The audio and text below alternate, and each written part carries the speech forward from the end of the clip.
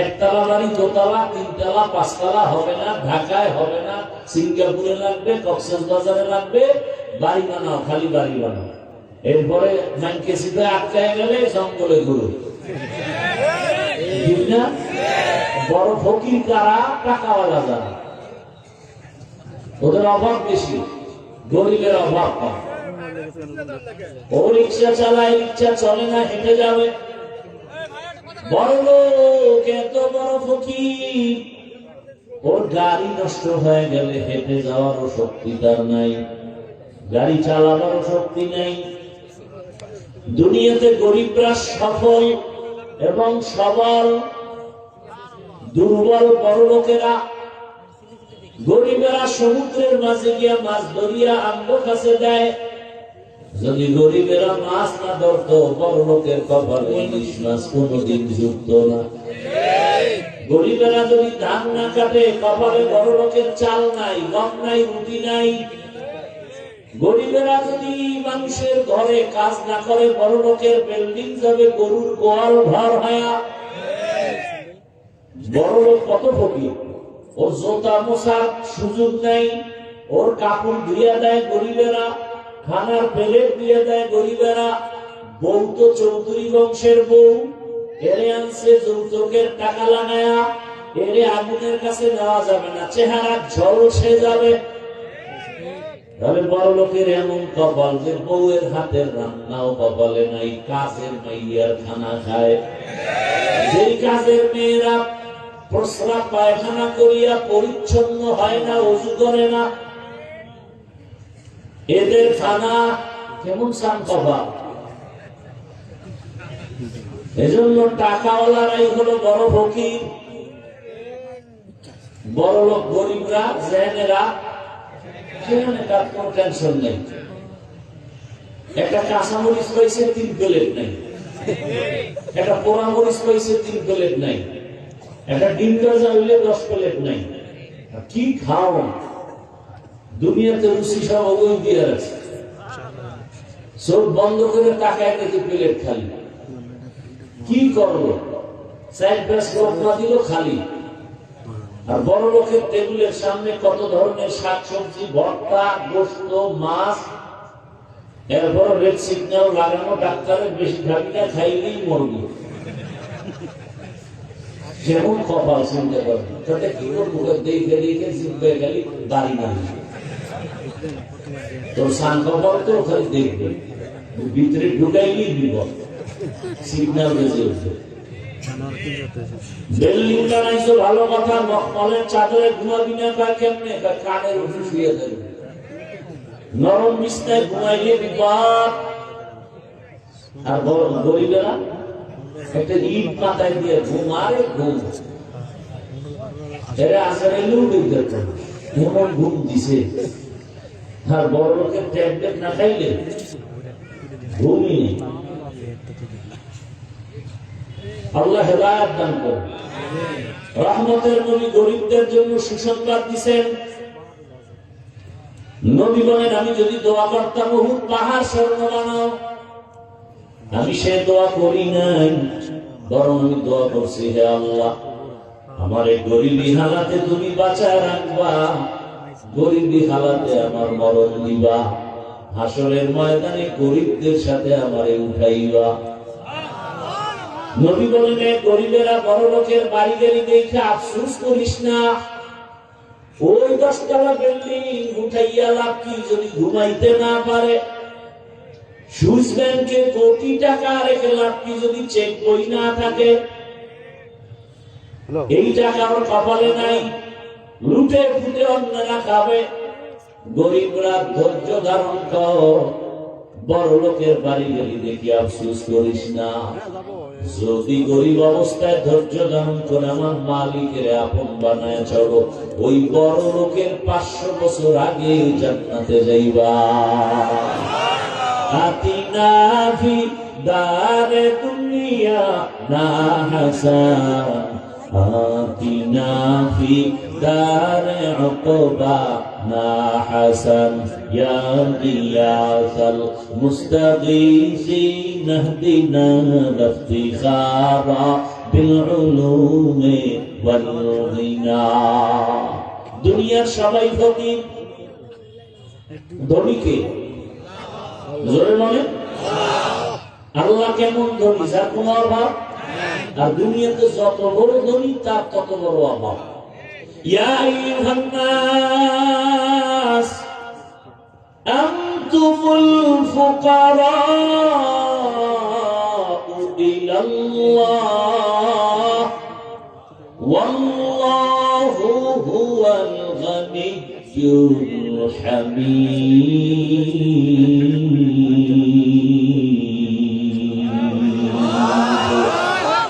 কালামে জিন্দা কুরআনে হাকিম হিকমতে উলায়া জালাস্তু কাদিম বখাতরহা কালামুল্লাহ বশনু কদিমাস্তি কদিমাস্তি নইনো। আল্লাহ বলেন দুনিয়ার সব মানুষ তোরা ফকির, ধনী কে? আল্লাহ বলেন আমি শুধু ধনী না, প্রশংসিত ধনী। হুয়াল গানিয়্যুল হামিদ। দুনিয়ার ধনীদের বদনাম আছে, আমি আল্লাহর কোন বদনাম?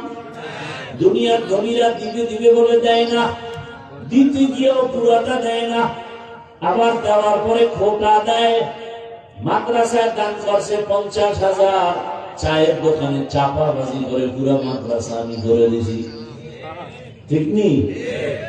দুনিয়ার সব ধনীদের বদনাম আছে, আর আমি আল্লাহ কেমন ধনী? আমি আল্লাহ প্রশংসিত ধনী, আমার কোনো বদনাম নাই।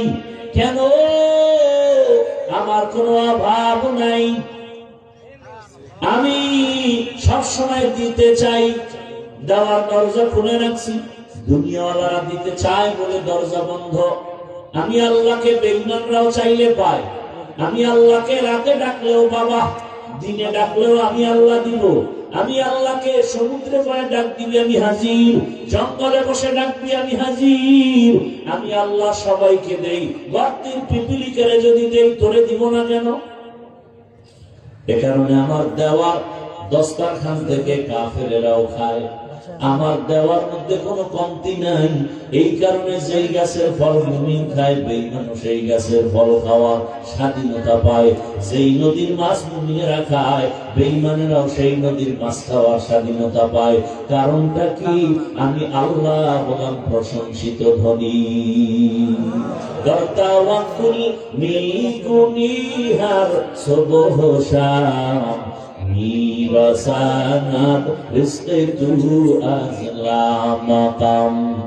এরে আল্লাহর বান্দারা, আল্লাহ তাআলা বলেন তোমাদের জন্য বরকত ঢুকায় রাখলাম। আকাবিন যারা, তাদের মধ্যে আল্লাহ ওয়ালা যারা, এদের মাঝে তোমাদের জন্য অনেক বরকত। এদের দোয়া নিয়ে চলো, দেখবা জীবনটা সফল হয়ে যাবে। কারণ এদের দোয়া আমার মাওলার কাছে বড় দামি। কারণ দুনিয়াতে যত মানুষ আছে যারা আল্লাহর মহব্বত আর তাকওয়া নিয়ে চলে, তাদের উপরে আমার আল্লাহর রহমতের চাদর থাকে। নবী আর হাদিসে বলেন ইত্তাকু ফিরাসাতাল মুমিন ফাইন্নাহু ইয়ানজুরু বিনুরিল্লাহ। জমিনের মধ্যে এমন কিছু আল্লাহর প্রিয় গোলাম আছে যাদের কলবের পাওয়ার অনেক বেশি। তোমরা যা দেখো না তারা তা দেখে ফেলেন। বলে কেমনে? চামড়া চোখের পাওয়ারে দেখে না, আল্লাহর দেওয়া নূরের আলো দিয়ে তারা দেখে। এজন্য আল্লাহ কোরআনেও বলেন ইয়া আইয়ুহাল্লাযীনা আমানুত্তাকুল্লাহ, তোমরা আল্লাহকে ভয় করো। কুনু মা'আস সাদিকিন, সত্যবাদী যারা এদের বন্ধু হয়ে থাকো। সত্যবাদী কে? যে মিশা কথা কয় না সে। বহু হিন্দু আছে মিশা কথা কয় না, তার মানে সে সত্যবাদী না। পৃথিবীতে একজন ব্যক্তি শ্রেষ্ঠ সত্যবাদী, রাহমাতুল লিল আলামিন, যার জীবনে কোনোদিন ভুলেও একটা মিথ্যা কথা বলেন নাই। আমরা যেটা কথা এরকম মিশা কয় না, কয় না। মোবাইলটা কানের মধ্যে লাগাইয়া ঘরে বয়ে খালি জমিনেই নাই, ঘরের ভিতরে বয়ে খালি জমিনেই নেই। একজনে ধরে মিশা কথাটা কইলেন, কারণ আসলে আমি জমিনে ছিলাম না, তো কই ছিলাম? কারণ খাটের উপরে বয়েছে। এই মিথ্যা প্রচার করার মূল ফ্যাক্টরি এখন মোবাইল। আর মিথ্যা মানুষকে ধ্বংস করে। মিথ্যাবাদীর জন্য জাহান্নাম, ওয়াইল নামক জাহান্নাম, জাহান্নামের ভেতরে ভয়ঙ্কর স্তর, জাহান্নামের নাম ওয়াইল। ওয়াইল নামক জাহান্নাম নামাজি মুসল্লির জন্য আলা তাআমিল মিসকিন। এরপরে কি? ফাওয়াইলুন লিল মুসাল্লিন।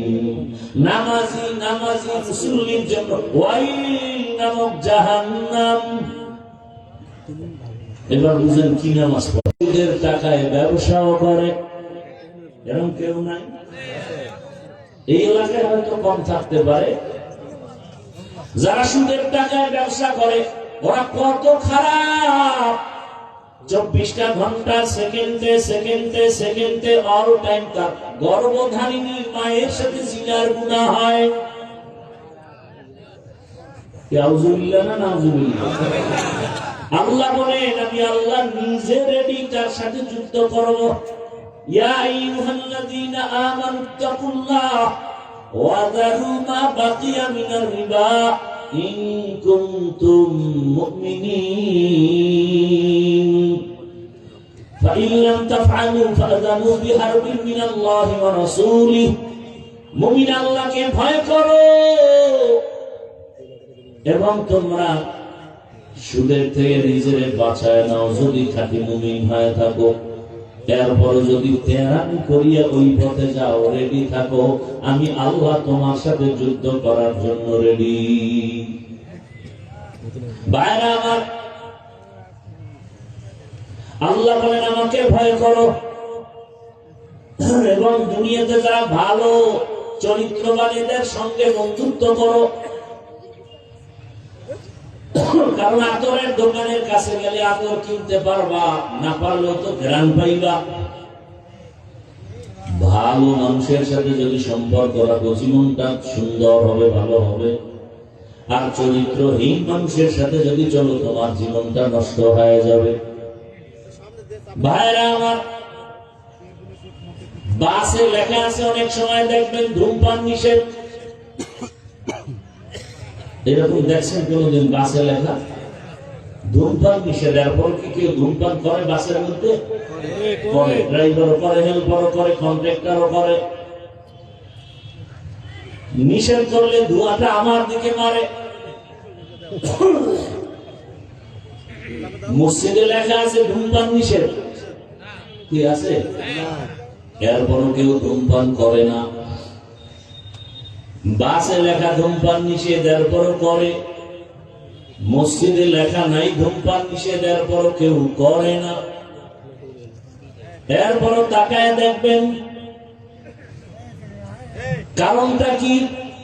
বাসে লেখার পরেও মানুষ কেন ধূমপান করে? মসজিদে লেখা নাই, এরপরও কেউ কেন করে না? এর একমাত্র কারণ হলো পরিবেশের বড় অভাব। কিসের অভাব? দেখেন, এই যে মাদ্রাসার একটা ছাত্র, এখানে কয়েকজন পাগড়ি নিল, ছোট একটা বাচ্চা তেলাওয়াত করছে না, কথা বলেন না? এই বয়সের বাচ্চা কি স্কুলে নাই? আছে না? নেই? এই বাচ্চা স্কুলে যায়, এই বয়সের বাচ্চাটা মাদ্রাসায় আসে না? আসে না? মাদ্রাসায় এসে যে অক্ষর পরে স্কুলে গিয়েও কিন্তু সে অক্ষর শিখে স্বরে ও স্বরে আর অশ্রী দিল্লি পড়ে না, পড়ে না। মাদ্রাসায় এসে ছেলেটা শিখে সরতে ওযু, সরায়াতে আল্লাহ। ঠিক এই সন্তানটা স্কুলে গিয়ে পড়ে সরাতে ওয়াজামর। দেখছেন নি? সরায়াতে আপা একই অক্ষর। মাদ্রাসায় শিখলো ওযু, স্কুলে গিয়ে পড়লো অজগর। মাদ্রাসার ছেলেটা মাকে বলে আম্মু ওযু কি? বেটা আযান দেওয়ার আগে ওযু করে নামাজ পড়া লাগে, পবিত্র হওয়া লাগে। মা শরীয়তে যে পড়লাম আল্লাহ, আল্লাহকে আসমানের মালিক, সূর্যের মালিক, তোমারে যে বানাইছেন তিনি আমার আল্লাহ। এই একই অক্ষর স্কুলে গিয়ে শিখছে কি? অজগর। সন্তানটা মাকে বলে অজগর কি? এটা একটা প্রাণী, সাপ, এটার মেজাজ গরম, যারে পায় তারে মারে, তারে ধরে। সন্তানটা অজগরের শিক্ষা পাইয়া অন্তরের গরম বানাইয়া এবার ফাঁকে ফাঁকে গেলাস ভাঙে, প্লেট ভাঙে, সুকেস ভাঙে। মাকে এমন কেন করো? অজগর কি বুঝেননি? বিষয় বুঝেন বিষয় না? ফাও করতেছি। একই অক্ষর স্কুলে শিখলো ও অজগর, মাদ্রাসা শিখলো কি? সমস্যাটা কোথায়? ওখানে পরিবেশ আর এখানে পরিবেশ কিনা এক না। ওটা দুনিয়া, এটা আখেরাত। ওইটা দুনিয়া, এটা আখেরাত। দিন ভালো না, এই জন্য ওদের লেখাপড়াও কিনা। সরতে অজগর শিখবে কেন? সরতে ওযু শিখলো না কেন? অথচ দাবি করে মুসলমান। জুলাই আন্দোলনের পর এই শিক্ষানীতি নিয়ে কত আন্দোলন। গান শিখাইতে পারবো, শিক্ষক লাগবে। কি এক অবস্থা! আলেম ওলামার নাম ছিল বন্ধ হয়েছে। বাংলাদেশের একটা চরিত্র ভালো যে আলেমরা যে আন্দোলনে নামে সে আন্দোলন সফল। আর আলেমদেরকে অ্যাবাউট করে কোন বান্দা কিছু করবে সেই দুঃসাহস আজও পর্যন্ত কেউ দেখাইতে গিয়ে সফল হতে পারে না। এজন্য উলামায়ে কেরামদের সাথে সম্পর্ক কুনু মা'আস সাদিকিন, ভালোর সাথে থাকবেন। সম্পর্কের মাধ্যমে আপনার কপাল ভালো হয়ে যাবে। শুধু মানুষ কেন, অন্য প্রাণীও দামি হয়ে গেছে। একটা পিপলিকার দাম নাই, কিন্তু সুলাইমান নবীর সোয়া লাগছে তো দাম বেড়ে গেছে। আল্লাহ রাসূল বলেন ওই পিপলিকা কিয়ামতের ময়দানে জান্নাতে যাবে। এই ঘটনা কোরআনে আছে না? পয়গম্বর সুলাইমান সিংহাসনে আছেন জমিন থেকে 9 মাইল উপরে। কয় মাইল? মদিনাতুল মুনাওয়ারার পার্শ্ব দিয়ে যাচ্ছেন। হঠাৎ পয়গম্বর সুলাইমান পিপলিকার আওয়াজ শুনলেন 9 মাইল উপর থেকে। পিপলিকা তার জাতিরে বয়ান করে, বয়ান, ইয়া আইয়ুহান নামলু দুখুলু মাসাকিনাকুম। সুলাইমান নবী শুই নাই বলেন ফাতাবাসসামা, মুস্কি হাসলেন আর বললেন এই সিংহাসন জমিনে ল্যান্ড করো। জমিনে ল্যান্ড করলো সুলাইমান পয়গম্বর। পরিষদের সবাইকে, জিন্নাতেরা আছে, অন্যান্য প্রাণী আছে, শুনায় পিপলিকার সুন্দর মজার বয়ান শুনছি তোরা শোন। একটা পিপলিকা তার জাতি ভাইরে সতর্ক করে, তাড়াতাড়ি বাসার মধ্যে নিরাপদে ঢুকে যা। সুলাইমানের সৈন্যবাহিনী যদি আসে বিপদ আসবে, তাড়াতাড়ি নিরাপদে যাও। একটা পিপলিকার লিডার তার জাতি ভাইয়ের ক্ষতি করতে দেয় না। আরে জাতি আজকে মানুষ হই আশরাফুল মাখলুকাত, মানুষের জবাই করে, অন্তরে কোনো মায়া লাগে না। কোরআনে বলে রাজনীতি নাই। সুলাইমান বিলকিসের ঘটনা আমারে দাও, শুনাই। আর তোমরা বাংলা কোরআন ধরো। আল্লাহর কসম, রাজনীতি কি, কেন, কত প্রকার, শুধু এই ঘটনা দিয়ে শিখায় যায়। তুমি আমার আল্লাহর কোরআনটাকে দুর্বল মনে করেছো? আমার আল্লাহর কোরআন, আমার ইসলাম এত দুর্বল না। সব নীতি ইসলামে আছে, রাষ্ট্রনীতি থাকবে না এমন দুর্বল ইসলাম তো আমার আল্লাহ দেন নাই। রাষ্ট্রনীতি নাই। ভাইরা আমার, পিপলিকার ঘটনা নবী শুনাইতেছেন। সুলাইমান নবীর ঘটনা সবাই শুনতেছে, ফাঁকি দিয়ে একটা ঝামেলা ঘটাইছে হুদহুদ নামের পাখি। নামাজের সময় ওযু করবেন, নামাজ আদায় করবেন, পানির প্রয়োজন। অচেনা পথে কোথায় পানি পাবে? পানির দায়িত্ব হুদহুদের দিয়ে রাখছে। হুদহুদ পাখি নাকটা পানি মাটিতে লাগাইলে বলতে পারতো এখানে পানি আছে। হুদহুদ পাখি পানির খবর দিলে নবী সুলাইমান বলতো, জিনেরা মাটি খনন করে পানি উঠা, ওযু করবো, নামাজ পড়বো। সময় হয়ে গেছে নামাজে, ওযু করবো, পানি দরকার, হুদহুদ দেখো। নবী তাকায় দেখে হুদহুদ রে দেখা যায় না। আর একটা রাজনীতির পয়েন্ট, সুলাইমান নবী হুদহুদ রে না পেয়ে কি বললেন? এই একটা পয়েন্ট। সুলাইমান নবী বললেন, মা লিয়া লা আরাল হুদহুদ, আমি সুলাইমানের কি হলো, হুদহুদ রে দেখি না কেন? একটা পয়েন্ট, বিশাল পয়েন্ট। কি পয়েন্ট? সুলাইমান নবী বলে নাই হুদহুদের কি হলো, দেখি না কেন। সুলাইমান কয়, আমার কি হলো, হুদহুদরে দেখি না কেন? আমার কোন অপরাধে হুদহুদ আমাকে থেকে চলে গেল কিনা? শিক্ষা দিলেন মূলনীতি। মানুষ নিজের দোষ দেখো। আমি হাফিজুর রহমানের কি দোষ হলো যে আমার সন্তানের শান্তি নাই? আমার কোন অন্যায় হয়ে গেল যে আমার ঘরে অশান্তি? আমি হাফিজুর রহমানের কি হয়ে গেল, কোন গুনার কারণে আমার সমাজে অশান্তি, আমার রাষ্ট্রের মধ্যে অশান্তি? আমার কথা মানুষ কেন শুনে না? আমার ইমাম, আমি ইমামের কি হলো যে মসজিদে মুসল্লি আসে না?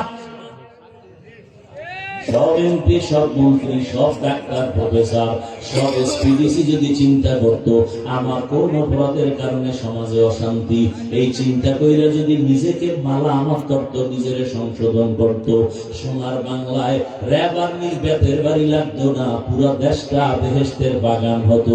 এজন্যই শুরুতে বলেছি, ইসলাম যতদিনে জমিনে কায়েম হবে না, আল্লাহর কসম ততদিন পর্যন্ত জমিনে শান্তি আসবে না। ইসলাম হলো একমাত্র শান্তির ঠিকানা। তো একটা পিপিলিকার সম্পর্ক সুলাইমানের সাথে হওয়ার কারণে নবী বলেন, কিয়ামতের ময়দানে পিপিলিকা জান্নাতে যাবে। পিপিলিকা জান্নাতে গেলেও কি, না গেলেও কি? তা যাবে কেন? আল্লাহ বুঝায় যে ভালোর সাথে থাকলে যে ভালো হওয়া যায়, এটা প্রমাণ দিতেছে। একটা গাভী জান্নাতে যাবে। আল্লাহর কাছে পিপিলিকার নাম কেমন? তার নামে সূরা নাযিল করে দিয়েছে। সূরার নাম কি? পিপিলিকার নামে সূরা, গাভীটার নামে সূরা, নাম কি? সূরা বাকারা। গাভীটা এত দাম, কিয়ামতের ময়দানে রহমতের নবী বলেন গাভী জান্নাতে যাবে। এত দাম হলো কেন? গাভীটা আল্লাহ স্বর্ণ দিয়ে বানিয়েছে। মুসা নবীর সাথে সম্পর্কের কারণে দাম বেড়ে গেছে। দুনিয়াতে এক বড় বেঈমান আপনারা সবাই চিনেন, নাম হলো ফেরাউন। জানা থাকলে বলেন ওর স্ত্রীর নাম কি? আসিয়া। কি জাহান্নামী? এত বড় বেঈমানের ঘরে থেকে আসিয়া কত দামি হয়ে গেল। রহমতের নবী বলেন কিয়ামতের ময়দানে আসিয়ার সাথে আমি মুহাম্মদের বিবাহ হবে। কিয়ামতের কঠিন দিনে জান্নাতের একটা দরওয়াজা খুলে ফেরেশতারা 4 জন নারীকে ডাকবে, আসো, তোমাদের কোনো হিসাব নাই, তাড়াতাড়ি জান্নাতের যে কোনো দরজা দিয়ে ঢুকে যাও। কয়জন নারীকে ডাকবে? 4 জন। এর মধ্যে একজন হলো আসিয়া। অথচ ফেরাউনের ঘরে থাইকা এত ক্ষমতা, এত টাকা, সবকিছু লাথি মেরে আল্লাহকে আপন বানায় নিয়েছে। এত বড় বেঈমানের ঘরে আসিয়া আল্লাহরে পাইলো কোন সূত্রে? একটা সূত্র লাগবে না? ওই ঘটনাগুলো কি? পয়গম্বর মুসা, মুসা নবীর ছোটবেলা লালন পালন করছে না? সৎসঙ্গে সর্বনাশ, অসৎ সঙ্গে সর্বনাশ। ভালোর সাথে সম্পর্ক, এই কারণে আসিয়াকে আল্লাহ পাক এত দামি বানায় দিলেন। কিয়ামতের ময়দানে 4 জন নারীর মধ্যে আসিয়া হবে একজন, যাকে বিনা হিসাবে জান্নাতে ডাকা হবে। ও পর্দার আড়ালের আম্মা জানেরা, বোনেরা, এত বড় বেঈমান ফেরাউনের ঘরে আসিয়া আমার আল্লাহকে যদি আপন করে নিতে পারেন, আপনার স্বামী তো ফেরাউন না, ফেরাউনের ওই কাতারেই নাই, বরং কত স্বামী